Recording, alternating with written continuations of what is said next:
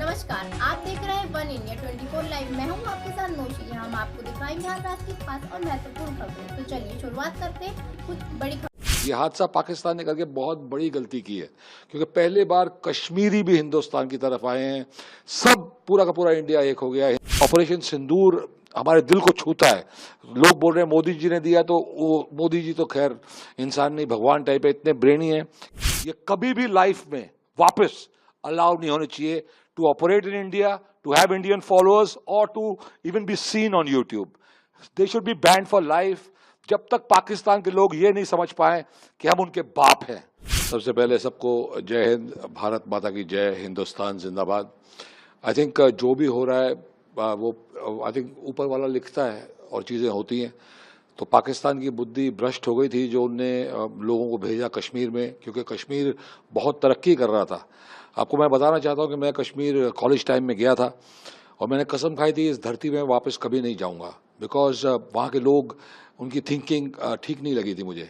लेकिन अब slowly I think government change होने के बाद, काफ़ी सारी चीज़ें चेंज होने के बाद काफ़ी लोग बदल चुके थे and things were improving drastically.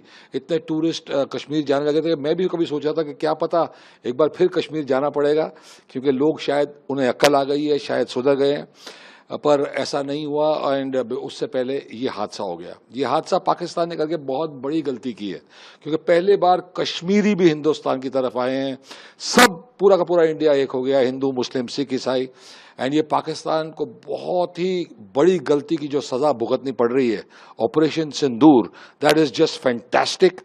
मैं पहले ही ट्वीट कर चुका था कि जिसने भी ये नाम दिया उसको मेरी तरफ से कोटि कोटि प्रणाम।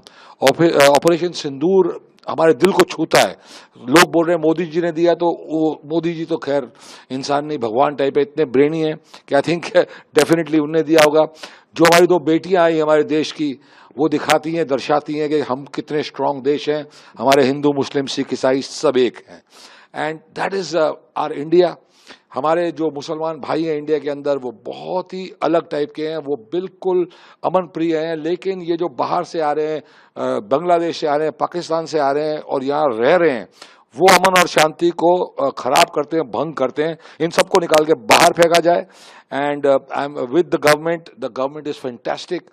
जिस तरीके से उनने रिस्पॉन्ड किया है, जो हमारे बाकी सब जो आर्मी के लोग, नेवी के लोग, एयरफोर्स के लोग, उन्हें जितने भी सल्यूट किए जाएं वो कम है। We are so proud of you all, we are so proud of our ministers, our government, that कोई भी इसके सामने आई थिंक एक भी वर्ड बुरा नहीं बोल सकता।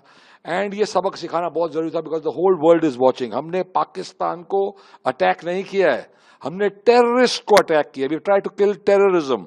India doesn't attack, India has never attacked anybody in its life. We have never started a war, but terrorist होएगा तो घर पे घुस के मारेंगे, मोदी जी ने कहा और मोदी जी ने कर दिखाया। पॉइंट ऑफ व्यू से मैं जानना चाहूँगा आपसे, जो इंडियन गवर्नमेंट का एक डिसीजन है, काफ़ी सारे फिल्म ऑर्गेनाइजेशन का भी डिसीजन है कि पाकिस्तानी एक्टर्स को बैन किया जाए, उनके यूट्यूब चैनल्स को बैन किया जाए, उनके सोशल मीडिया अकाउंट्स को बैन किया जाए। Absolutely, absolutely. यूट्यूब चैनल्स को बैन कर दिया है, सोशल मीडिया को बैन कर दिया है, क्या कहना चाहिए? सिर्फ बैन नहीं, जिंदगी भर ये कभी भी लाइफ में वापस अलाउ नहीं होने चाहिए to operate in India, to have Indian followers और to even be seen on YouTube.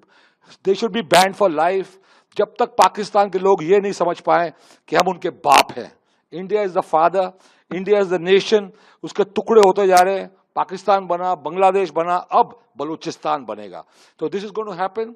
You bloody understand that India is never ever done anything wrong with you all, never sent any terrorist. We can also train. It's very easy to train a terrorist. बेचारे गरीब लोग हैं, थोड़े से पैसे दे दो, थोड़े हूर दिखा दो, किसी को हूर नहीं मिलने वाली। हूर में भी वेटिंग लिस्ट चालू हो चुकी है, कोई हूर होती ही नहीं है यार, बकवास बातें हैं ये। तो प्लीज, जब तक पाकिस्तानी लोग अपनी आर्मी को निकाल के बाहर नहीं फेंकते, डेमोक्रेसी नहीं लाते, ये सब लाइफ लॉन्ग